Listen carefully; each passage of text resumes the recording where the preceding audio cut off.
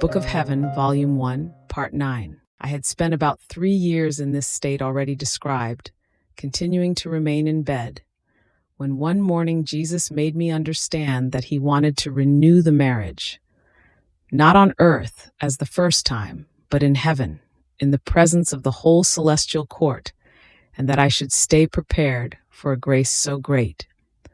I did as much as I could in order to dispose myself. But since I am so miserable and insufficient to do any shadow of good, the hand of the divine Maker was needed in order to dispose me, because, by myself, I would never manage to purify my soul. One morning, it was the eve of the Nativity of Mary Most Holy, my always benign Jesus came to dispose me himself. He did nothing but come and go continuously, and he would speak to me now about faith, and then he would leave me, and I would feel a life of faith being infused in my soul. As rough as I felt my soul before, at the speaking of Jesus, I would now feel it become very light, in such a way as to penetrate into God. And I would contemplate now his power, now his sanctity, now his goodness, and so on. My soul would remain stupefied, and in a sea of stupefaction, I would say, "Powerful God, what power is not undone before you? Immense sanctity of God, what other sanctity, as sublime as it might be, would dare to appear before you?" Then I would feel myself descend into myself, and I could see my nothingness, the non-entity of earthly things, how everything is nothing before God.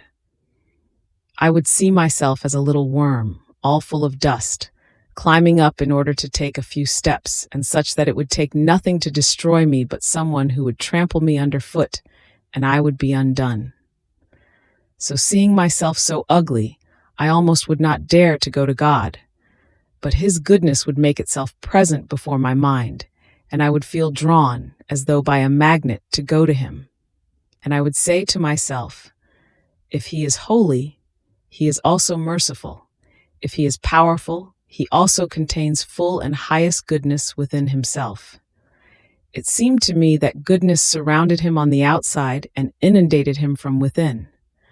When I looked at the goodness of God, it seemed to me that it surpassed all other attributes.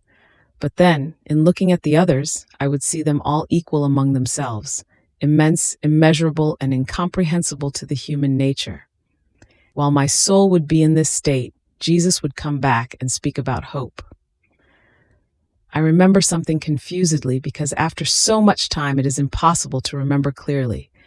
But in order to do the obedience that wants it so, I will say what I can. So going back to faith, Jesus would say, in order to obtain, one must believe. Just as for the head without the sight of the eyes, everything is darkness, everything is confusion, so much so that if one wanted to walk, he would stumble now at one point, now at another, and would end up falling completely. The same for the soul without faith. She does nothing but go from precipice to precipice. But faith serves as the sight of the soul, and as the light which guides her to eternal life. Now, what is this light of faith nourished by? By hope. Now, what is the substance of this light of faith and of this nourishment of hope? Charity. All three of these virtues are grafted to one another in such a way that one cannot be without the other. In fact, what good comes to man from believing in the immense riches of faith if he does not hope for them for himself? He will look at them, yes, but with indifferent eye, because he knows that they are not his. But hope provides the light of faith with wings, and by hoping in the merits of Jesus Christ, he looks at them as his own, and he comes to love them. Hope, Jesus said, provides the soul with a garment of fortitude, almost of iron, in such a way that all the enemies with their arrows cannot wound her. Not only this, but they cannot cause even the slightest disturbance. Everything is tranquility in her. Everything is peace. Oh, it is beautiful to see this soul invested with beautiful hope, all cleaving to her beloved, all distrustful of herself and all trustful in God. She challenges the fiercest enemies. She is queen of her passions. She regulates all of her interior, her inclinations, the desires, the heartbeats, the thoughts, with such mastery that Jesus himself remains enamored, because he sees that this soul operates with such courage and strength, but she draws it and hopes for it all from him, so much so that in seeing this firm hope, Jesus cannot deny anything to this soul. Now, while Jesus would speak about hope, he would withdraw for a little, leaving a light in my intellect. Who can say what I comprehended about hope? If the other virtues all serve to embellish the soul, but can make us stagger and render us inconstant, hope, instead, renders the soul firm and stable, like those high mountains which cannot be moved a tiny bit. It seems to me that it happens to the soul invested by hope as to certain extremely high mountains, such that all the intemperances of the air cannot cause any harm to these mountains. Neither snow, nor winds, nor heat can penetrate into them. Whatever thing might be placed at their top, one can be sure of finding there where it was put, even if 100 years should pass. Just so is the soul clothed by hope. Nothing can harm her, neither tribulation nor poverty, nor do all the various accidents of life dismay her for one instant. She says to herself, I can do everything, I can bear everything, suffer everything, hoping in Jesus who forms the object of all my hopes. Hope renders the soul almost omnipotent, invincible, and it administers to her the final perseverance, so much so that only then does she cease to hope and to persevere, when she has taken possession of the kingdom of heaven. Then she lays down hope and plunges all of herself into the immense ocean of divine love. While my soul would get lost in the immense sea of hope, my beloved Jesus would come back and speak about charity, telling me, faith and hope give way to charity, and charity connects the whole of the other two together, in such a way as to make them one while they are three. And here it is, O my spouse, veiled in the three theological virtues, the Trinity of the divine persons. Then he continued, if faith makes one believe, and hope makes one hope, charity makes one love. If faith is light and serves as the sight of the soul, and hope, which is the nourishment of faith, provides the soul with courage, peace, perseverance, and all the rest, charity, which is the substance of this light and of this nourishment, is like that most sweet and fragrant ointment which, penetrating everywhere, relieves and soothes the pains of life. Charity renders suffering sweet, and makes one reach the point of even desiring it. The soul who possesses charity diffuses fragrance everywhere. Her works, all done out of love, give off a most pleasant odor. And what is this odor? It is the odor of God himself. The other virtues render the soul solitary and almost unrefined with creatures. Charity, on the other hand, being substance that unites the hearts. But where? In God. Being a most fragrant ointment, charity spreads everywhere and with everyone. Charity makes one suffer the most ruthless torments with joy, and one reaches the point of not being able to be without suffering. And when she sees herself without it, she says to her spouse Jesus, sustain me with the fruits which is suffering, because I am languishing with love. And where else can I show you my love other than in suffering for you? Charity burns, consumes all other things, even the virtues themselves, and converts them all into itself. In sum, it is like a queen who wants to reign everywhere and does not want to surrender to anyone. Who can say what remained after this speaking of Jesus? I will only say that such yearning for suffering ignited within me, and not just yearning, but I feel as though an infusion in me, like something natural, so much so that, as for me, I believe that the greatest disgrace is to not suffer.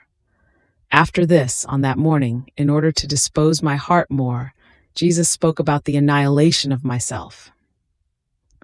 He also spoke of the immense desire which I was to excite within me in order to dispose myself to receive that grace. He told me that desire makes up for the lacks and imperfections that there may be in the soul.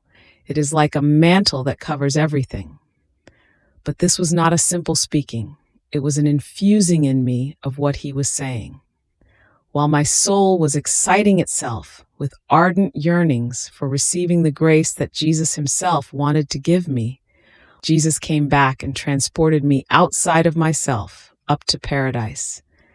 And there, in the presence of the most holy Trinity and of the whole celestial court, he renewed the marriage. Jesus put out the ring, adorned with 3 precious stones, white, red, and green, and he gave it to the Father, who blessed it and gave it back to the Son again. The Holy Spirit took my right hand, and Jesus placed the ring on my ring finger. Then I was admitted to the kiss of all 3 divine persons, and each of them blessed me. Who can say my confusion when I found myself before the most holy Trinity? I will just say that as soon as I found myself in their presence, I fell flat to the ground, and I would have remained there if it wasn't for Jesus, who encouraged me to go into their presence. So great was the light, the sanctity of God. I am only saying this. The other things I will leave out, because I remember them confusedly. After this, I remember that a few days passed, and I received communion. I lost consciousness, and I saw present before me the most holy Trinity whom I had seen in heaven. I immediately prostrated myself at their presence. I adored them. I confessed my nothingness. I remember that I felt so sunken into myself that I did not dare to utter a single word when a voice came out from their midst and said, "Do not fear, pluck up courage. We have come to confirm you as our own and to take possession of your heart." While this voice was saying this, I saw that the most holy Trinity descended into my heart, and they took possession of it, and their givings they formed their dwelling. Who can say the change that occurred in me? I felt divinized. It was no longer I who lived, but they were living in me. It seemed to me that my body was like a residence and that the living God was residing in it, because I could feel, sensibly, their real presence in my interior. I could hear their voice clearly, coming out from within my interior and resounding in the ears of my body. It happened precisely as when there are people speaking inside a room, and their voices can be heard, clearly and distinctly, also outside.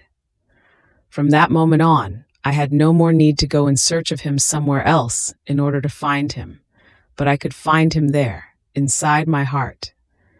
And when sometimes he would hide and I would go in search of Jesus, wandering throughout heaven and earth, searching for my highest and only good, while I would be in the heat of my tears, in the intensity of my yearnings, amid the unutterable pains of having lost him, Jesus would come out from within my interior and say to me, "I am here with you, do not look for me elsewhere." Between the surprise and the contentment at having found him, I would say to him, "My Jesus, how is it? For the entire morning you made me go round and round in order to find you, and you are here. You could have told me at least, for I would not have gotten so worked up. My sweet good, my dear life, take a look at how tired I am. I feel I have no more strengths. I feel faint. Oh, please, sustain me in your arms, for I feel myself dying." And so Jesus would take me in his arms and would make me rest. And while resting, I would feel my strengths being restored. Other times, in this hiding of Jesus and my going around in search of him, when he would make himself felt inside of me and then come out from within me, I would find not Jesus alone, but all 3 divine persons, now in the form of 3 children, gracious and immensely beautiful, now with one single body and 3 distinct heads, but resembling one another, all 3 of them attractive. Who can say my contentment? Especially when I would see the 3 children and I could hold all 3 of them in my arms. I would kiss now one, now another, and receive their kisses. Now one would lean on my shoulder, another on the other shoulder, and another would remain in front of me. And while delighting in them, I would go about looking at them, and to my amazement, from 3 I would find one. Another amazement for me, when I would be with these 3 children, was that each one would weigh as much as the 3 of them together. I would feel as much love for one of these children as for all 3 of them together. Each one of them attracted me in the same way. In order to finish speaking about these marriages, I had to skip over a few things, for I was following the thread, and now I will tell them. Going back to the beginning, when Jesus would deign to come, he would speak to me very often about his passion, and would take care of disposing my soul to the imitation of his life and of his pains, telling me that in addition to the marriage which is mentioned above, we had one more left to do, and this was the marriage of the cross. I remember that he would say, "My spouse, the virtues become weak if they are not strengthened and fortified by the grafting of the cross." Before my coming upon earth, pains, confusions, disgraces, calumnies, sufferings, poverty, illnesses, and especially the cross, were all considered as opprobrium. But from the moment they were borne by me, they were all sanctified and divinized by my contact. So they all changed their appearance, becoming sweet, pleasant, and the soul who has the good of having some of them receives honor, and this because she has received the vestment of me, Son of God. Only those who look and stop at the cortex of the cross experience the opposite. Finding it bitter, they are disgusted by it. They complain as if someone had done wrong to them.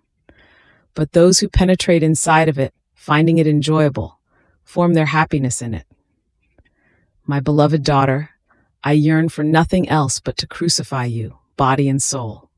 And while he would say this, I would feel such infusion of yearnings to be crucified with Jesus Christ that I would often repeat, "My Jesus, my love, hurry, crucify me with you." And when he would come back, the first petitions I would make to him, which seemed to be the most important to me, were these: sorrow for my sins and the grace to be crucified with him. It seemed to me that if I obtained this, I would obtain everything. Then one morning, my most loving Jesus made himself present before me in the form of the crucified, and he told me that he wanted to crucify me with him. As he was saying this, I saw that rays of light were coming out from his most holy wounds, and within those rays, nails coming toward me. At that moment, I don't know why, though I desired so much to be crucified by him as to feel consumed, I was caught by a great fear that made me tremble from head to foot. I felt such annihilation of myself. I saw myself so unworthy to receive that grace that I did not dare to say, "Lord, crucify me with you." Jesus seemed to be suspended, waiting for my will. Who can say how ardently I desired it in my inmost soul, though, at the same time, I saw myself unworthy. My nature was frightened and trembled. But while I was in this state, my beloved Jesus, through the intellect, solicited me to accept. Then, with all my heart, I said to him, "Holy Spouse, crucified for me, I pray you to concede me the grace to be crucified, and at the same time, not to let any external sign appear on the outside. Yes, give me suffering, give me the wounds, but let everything be hidden between me and you." And so those rays of light, together with the nails, pierced my hands and feet through, and my heart was pierced by a ray of light together with a lance. Who can say the pain and the contentment? As much as I had been caught by fear before, so much did my soul swim in the sea of peace, of contentment, and of pain afterwards. The pain I felt in the hands, in the feet, and in the heart was so great that I felt myself dying. I felt the bones of my hands and feet being shattered into most tiny pieces. I felt as if there was a nail inside. But at the same time, they caused me such contentment that I cannot express it, and gave me such strength that while I felt myself dying because of the pain, those very pains sustained me so that I would not die. However, nothing appeared on the external parts of the body, though I felt the pains corporally. This is so true that when the confessor would come to call me to obedience and would loosen my hands, which were contracted, every time he would touch me at that point of my hands, that is, there where that ray of light had gone through together with the nail, I would feel mortal pains. However, when the confessor would command by obedience that those pains should cease, they would very much mitigate. In fact, those pains were so strong that they made me lose consciousness, and if they had not mitigated at the call of obedience, I would hardly have been able to obey. O prodigy of holy obedience, you have been everything for me. How many times I found myself clashing with death, so great was the intensity of the pains, and obedience has almost restored my life. May the Lord be always blessed. May everything be for his glory.